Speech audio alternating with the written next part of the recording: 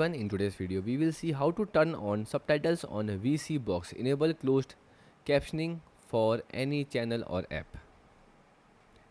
So, turning on subtitles on the VSeeBox depends on whether you are using the journal settings for live TV or adjusting them dynamically during the playback.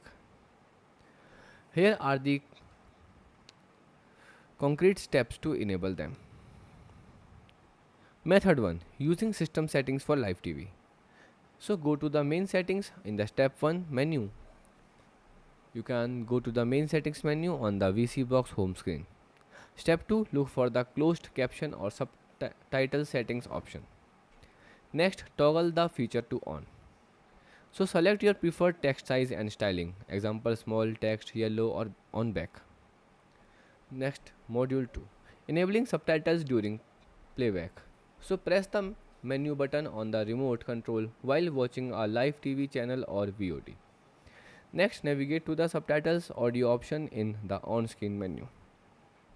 Next, select your desired language or choose English default to activate them. Goodbye and thanks for watching.